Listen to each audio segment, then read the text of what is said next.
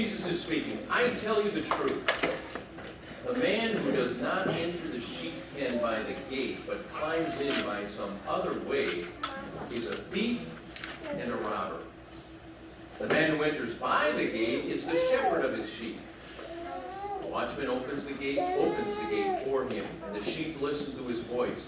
He calls his own sheep by name and leads them out. When he has brought out all his own, he goes out ahead of them, and the sheep follow him because they know his voice. But they will never follow a stranger. In fact, they will run away from him because they do not recognize a stranger's voice. Jesus used this figure of speech, but they did not understand what he was telling them. Therefore, Jesus said again, I tell you the truth. I am the gate for the sheep. All who ever came before me were thieves and robbers, but the sheep did not listen to them. I am the gate. Whoever enters through me will be saved.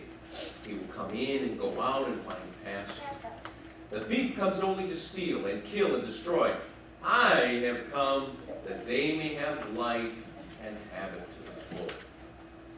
I am the good shepherd. The good shepherd lays down his life for his sheep. The hired hand is not the shepherd who owns the sheep. So when he sees the wolf coming, he abandons the sheep and runs away. Then the wolf attacks the flock and scatters it. The man runs away because he's a hired hand and he cares nothing for the sheep. I am the good shepherd. I know my sheep, and my sheep know me, just as the Father knows me, and I know the Father. And I lay down my life for the sheep. I have other sheep that are not of this sheep pen. I must bring them also. They too will listen to my voice, and there will be one flock and one shepherd. The reason my Father loves me is that I lay down my life only to take it up again. No one takes it from me. I lay it down of my own accord. I have the authority to lay it down, and I have the authority to take it up again. This is the command I received from my Father. At these words, the Jews were again divided. Many of them said, he is demon-possessed and raving mad. Why listen to him? But others said, these are not the sayings of a man possessed by a demon. Can a demon open the eyes of the blind? Do you remember the differences between the first three Gospels of Matthew, Mark, and Luke, and then with the Gospel of John? What those differences are? Matthew, Mark, and Luke are more like documentaries. They're more event-driven Gospels. They talk about where Jesus went, what he said, what he did in a certain place, and then they move on to the next place that he visited. Whereas John is a lot different. In fact, he describes the whole purpose of his writing in the second last chapter of his book, where he says, these things have been written so that you might believe that Jesus is the Christ, the Son of God, and that by believing in him, you might have eternal life. So every chapter gives you a different personal insight into what Jesus is like. And think about that. We've heard a lot of I ams, haven't we? I am the bread of life. I am the water of life. I am the light of the world. And each one of those illustrations tells you a little bit something different of what Jesus means to you. Well, today it's, I am the good shepherd. Now, we don't have a whole lot of contact with sheep today, so we've got to go back in time to 2,000 years ago and understand this rich, symbolic language that describes in such a beautiful way what Jesus Christ means to us. It's not a bunch of petty rule-keeping like the Pharisees. It's a rich and meaningful relationship with the God of all creation. So let's take a look at what it means to us. The first part in your outline talks about our relationship with Jesus is personal. And look at how he describes this shepherd-sheep relationship. He says, the good shepherd calls his own sheep by name. And he leads them out. And when he has brought out all his own, then he goes out ahead of them, and the sheep follow him. Why? Because they know his voice.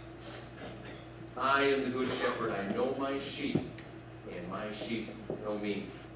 Now, in those days, they did not have vast flocks. We're talking about maybe 40, 50 sheep. And the shepherd was with those sheep all the time. It was a 24/7 job. He was out in the pasture with them all day long. And I read that at night, the shepherd would sometimes sleep in the gate of the sheep pen so that if somebody came to get at the sheep, they had to go through, literally, they had to go through the shepherd. So this was not just a part-time or even a full-time job. You could really say that being a shepherd, it was a lifestyle because he was with the shepherd, the sheep, all the time. And isn't that a beautiful way for Jesus to tell us about his presence in our lives? He said it a lot more directly in the last chapter of Matthew when he said, you remember that? Go and make disciples of all nations. But at the end of that, he says, and surely, certainly, you can count on it, what? I will be with you always, even to the end of the age. I'm not going to take coffee breaks. I'm not going to check out and have a vacation. I will be with you wherever you are, 24/7. I'm with you. Now, that's so important for us to understand. That he is with us all the time. Because we have the tendency, don't you have this tendency to have the Jesus time of your life and then the regular time of your life? And it's really easy to live a dual life.